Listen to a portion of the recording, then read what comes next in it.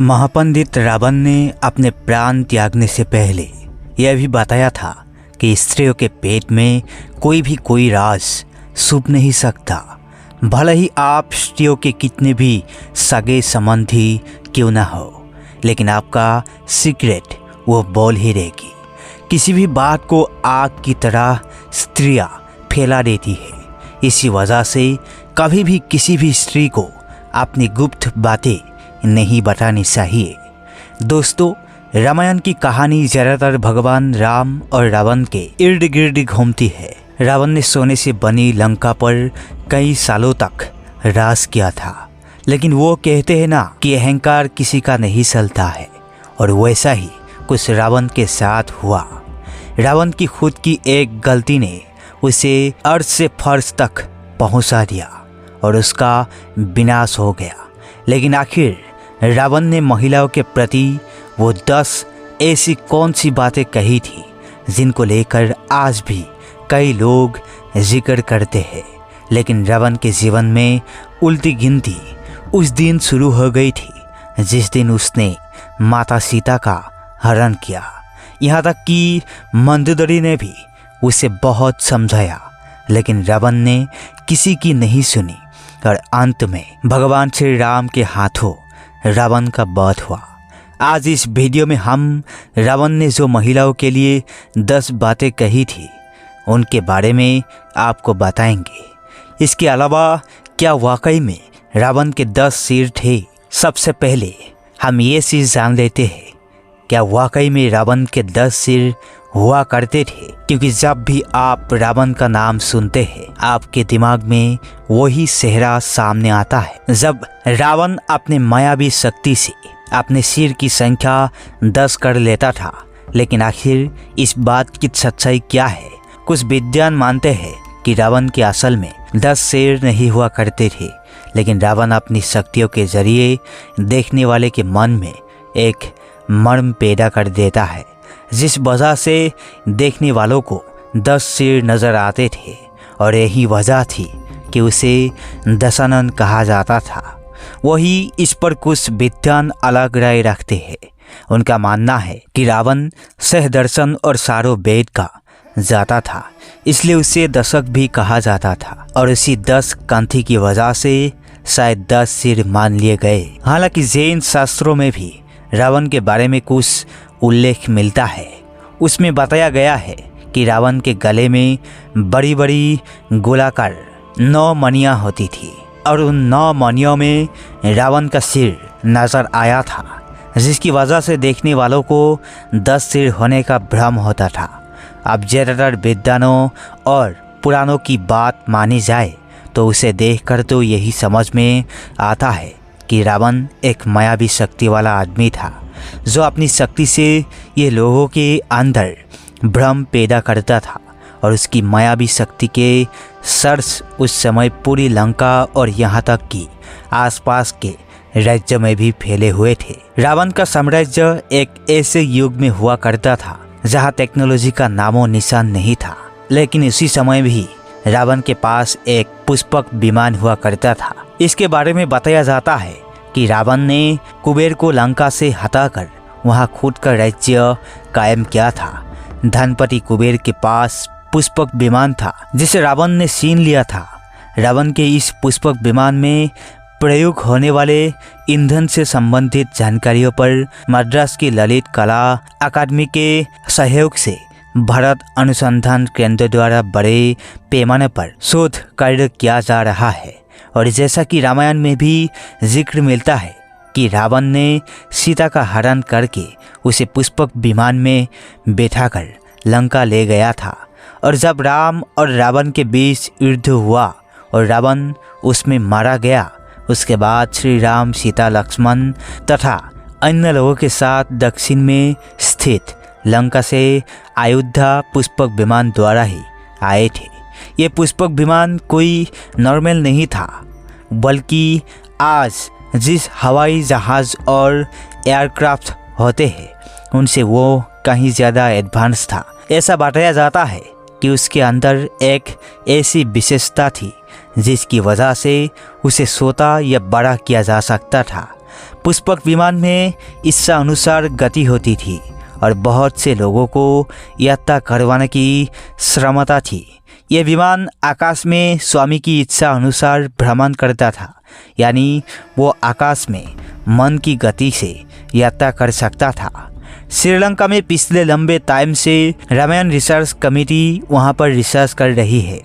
Research committee ने श्रीलंका के अंदर रावण से जुड़े हुए 4 स्थलों को खोजा है जिन्हें हवाई अड्डे के रूप में इस्तेमाल किया जाता था। उनके 4 हवाई अड्डे ये है: उसानगोरा, गुरुलोपोथा, तोटुपोलाकांदा और बारियापाला। इन 4 हवाई अड्डे में से एक उसानगोरा हवाई अड्डा नष्ट हो गया था। कमेटी अनुसार सीता की तलाश में जब हनुमान लंका पहुँचे तो लंका दहन में रावण का उन घोड़ा हवाई अड्डा नष्ट हो गया था। दोस्तों, रावण की पत्नियों के बारे में बात की जाए तो कहा जाता है कि रावण की 2 पत्नी थी, मंदोदरी और धन्यमालिनी, जिसमें से मंदोदरी रावण की पहली पत्नी थी और धन्यमालिनी रावण की दूसरी पत्नी का नाम था। लेकिन कहीं कहीं आपको रावण की तीसरी पत्नी का जिक्र देखने को भी मिल जाएगा, हालांकि उसका नाम अज्ञात है। कहा जाता है कि रावण ने मंदोदरी को यह वचन दिया था कि केवल दरी ही उनकी मुख्य पत्नी है और लंका की महारानी होंगी। आपको वो बातें बताते हुए जो रावण ने महिलाओं के प्रति कही थी। रावण ने कहा था कि महिलाएं साहसी तो होती है, लेकिन अक्सर अपने बल का प्रयोग वो गलत जगह करती है। रामचरित मानस में वर्णित दोहे के अनुसार पत्नियों में जो पहला अवगुण पाया जाता है वो है बहुत ज़्यादा साहस होना। साहस होना अच्छी बात है, लेकिन रावण के अनुसार स्त्रियां अपने साहस का मुमन गलत जगह इस्तेमाल कर लेती है।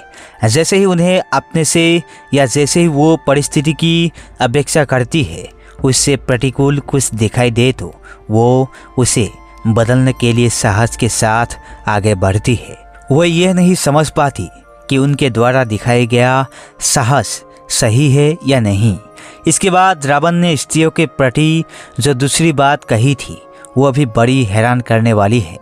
स्त्रियां अक्सर झूठ बोलती है क्योंकि वो कोमल हृदय वाली होती है, जो कि अक्सर अपनों की बातें छुपाने के लिए झूठ बोल देती है और बुराई का कारण बनती है।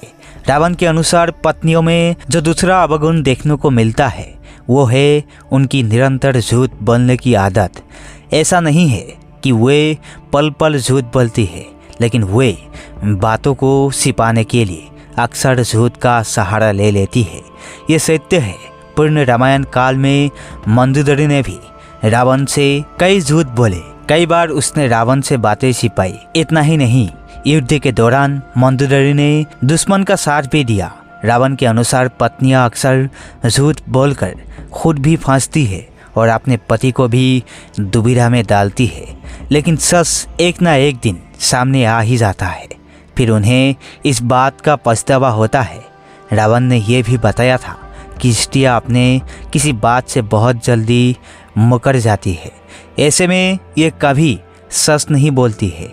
यही कारण है कि स्त्रियों के ऊपर काफ़ी सोच विचार करके ही पुरुषों को भरोसा करना चाहिए, कारण स्त्रियां इधर की बात उधर बहुत ज़्यादा करती है। इस तरह से लोगों के बीच कभी कभी वो झगड़ा भी लग सकती है। ऐसे में कोर्ट कचहरी का चक्कर भी आपको लगाना पड़ सकता है। महापंडित रावण के अनुसार महिलाएं किसी के भी बहकावे में बड़े ही आसानी से आ जाती है और किसी के भी जाल में फंस जाती है। वो दूसरों की बातों में आकर अपने ही घर का विनाश बड़े ही आसानी से कर लेती है।